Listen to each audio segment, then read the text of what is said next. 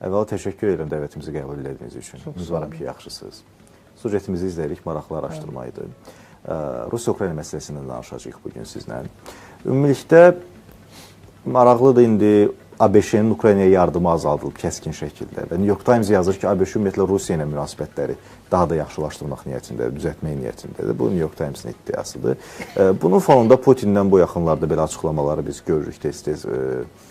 Sülhə hazırlıq kimi açıqlamalar, artıq münaqişə bitə bilər tipli açıqlamalar və s. Nə başa düşməliyik bundan? Deməli, ABŞ, Trump şəxsən mövqe ortaya qoyacaq və məsələ Rusiyanın xeyrinə mi bitəcək? Nədir? Bilirsiniz, artıq Rusiya-Ukrayna müharibəsində ABŞ-ın həlledici rolu zəifliyib.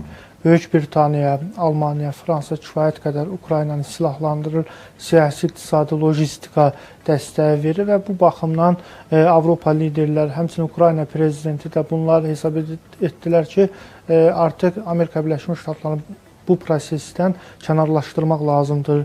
Çünki kifayət qədər Donald Trump Ukraynaya təzyiq edir ki, Donbası Rusiya güzəşt keçsin, atəşkəs və sülh müqabilində və Amerikanın yanaşmaları zərərlidir və bu Avropanın təhlükəsizlik arxitekturasını pozur və bu proseslər Moskvanın lehinə gedir. Və ona görə də Ukrayna tərəf həmçinin Avropa liderləri artıq bundan sonra Avropa İttifaqının Rusiya ilə danışıqlar masasına əyləşməsini irəli sürürlər. Hətta Zelenski də bir plan hazırlayıb ki, ümumiyyətlə Vaşinqton bu prosesdən çıxsın. Çünki həqiqətən də Amerikanın davranışları ilk əvvəldən də görürdük ki, tamamilə Kiyevə alçaldıcı, aşağılayıcı tərzdə mövqe ortaya qoyur. Amma baxmayaraq ki, bu müharibənin də başlayan 2014-cü ildən ilə Amerika Birləşmiş Ştatları oldu. Nə dəyişdi, nə oldu? Siz niyə Ukraynanı atdınız Moskvanın cənginə? Yəni, proseslər bu istiqamətdədir. Bu günlər Ukrayna kifayət qədər güclüdür.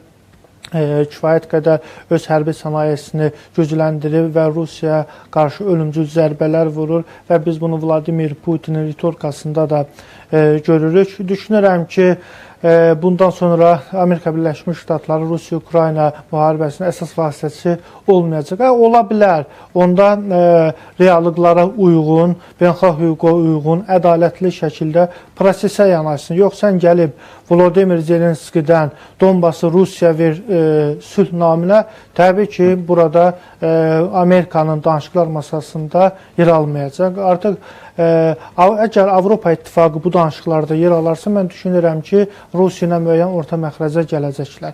Artıq Avropa İttifaqı güclənir, öz iqtisadiyyatını hərbi relsə keçirdib və proseslərə daha çevik reaksiya verirlər. Vladimir Putin çox çalışdı ki, Amerika Birləşmiş Ştatlarını Avropa İttifaqını prosesdən kənar tutsunlar. Müəyyən qədər tuturdular və bunlar Avropasız Ukraynanı, necə deyirlər, kapitulyasiya məcbur etməyə çalışırdılar. Amma göründüyü kimi Avropa İttifaqı danışıqlar masasında da olmasa, kifayət qədər Ukraynaya dəstək verdi. Məsələn, Almaniyadır, Polşa, İtaliya ilə demək olar ki, İspaniyanın özü, Böyük Britaniya, yəni bunlar imkan vermədilər ki, Ukrayna, Rusiya, Ukrayna arasında sövdələşmə olsun. Əgər sövdələşmə geçsəydi, Rusiya artıq düşünürəm ki, müəyyən bir qlobal gücə malik ola bilərdi və bu nə deməkdir? Avropanın da təhlükəsini təhdid edəcəkdi, Cənubi Qafqazın da, Mərkəzi Asiyada. Yəni, Avropa ölkələri dünyanın siyasi nizamının saxlanmasında, Avropanın təhlükəsinin təmin olmasında mühüm rol oynadılar. Çünki Avropa ölkələri də başa düşdülər ki, bu müharibə Amerika ərazisində getmir, bu Avropa ərazisində gedir. Avropa buna cavabdeh olmalıdır. Ona görə də Ukrayna yanında durdular və imkan vermədilər ki, Ukrayna Rusiya prezidentinin demək olar ki, öz ambisiyasının qurbanı olsun. Yəni, proses hazırda bu müstəvidədir. Baxın, 2022-ci ildə efirlərdə də görünür, Vladimir Putin, Volodymyr Zelenski haqqında çox aşağılayıcı sözlər deyir, narkoman, nasist və digər. Amma ötən gün biz baxırıq ki, Volodymyr Zelenski cənab prezident deyir və biz cənab prezidentlə istənilən yerdə görüşə hazır. Nə dəyişdi? Həmən Volodymyr Zelenskidir, Kiyevdir. Yəni, dəyişən o oldu ki, Ukrayna gücləndi, Rusiyanın dərinliklərinə zərbə vurdu və 9 mayda keçirilən paradda da Rusiyanın taktiki və strateji məğlubiyyətin göstəricisi idi. 9 may Rusiya üçün bir ideoloji, bir həmçinin qələbə və gücünün nümayişi idi. Bunu bir müfət çevirmişdilər. Bilirsiniz ki, hərbi paradlarda daima raket artilleriya silahları, ballistik raketlər, həmçinin nüvə başlıqları, müasir zirehli texnikalar, bunlar çıxarılır, nümayiş olunur və əzələ nümayiş kimi xarakteriz olunur. Uzun illərdir ki, Moskva məhz 9 mayda bunun üçün istifadə edib. Amma biz 9 mayda zirehli texnikasız, sadəcə olaraq canlı qüvvənin keçisini gördük və bu da təbii ki, Rusiyanın nə qədər zəif olduğunu göstərisidir və həm 9 may paradı da bilirsiniz ki, Volodimir Zelenskinin sərəncamına keçirildi. Yəni, bu Rusiya qarşı deyərdim ki, psixoloji bir zərbə idi. Həm siyasi idi, həm də psixoloji idi. Kiyev icazə verdi, Moskvada, Qızıl Meydanda parad keçirildi. Amma Rusiya 2022-ci ilin fevral ayında bir həftə Kiyevdə parada hazırlaşırdı. Yəni, göründüyü kimi proseslər haradan hara gəldi və Moskvada məhz paradın baş tutması üçün Kiyevin icazəsi lazımdır. Bax, ədalət budur. Maraqlı yanaşmadır və müəyyən mənada təbii ki, ilkin mənzərədən baxanda da mən düşünürəm izləyicilərin də haqq verdiyi bir yanaşmadır. Digər tərəfdən isə Məhəmməd müəllim, biz danışırıq ki, ABŞ indi Rusiya yönümlü siyasətindən danışırıq, Avropanın Ukraynaya dəstəyinin artırılmasından, indi Almaniya deyir ki, biz bir yerdə uzaq mənzilli dronlardan və s.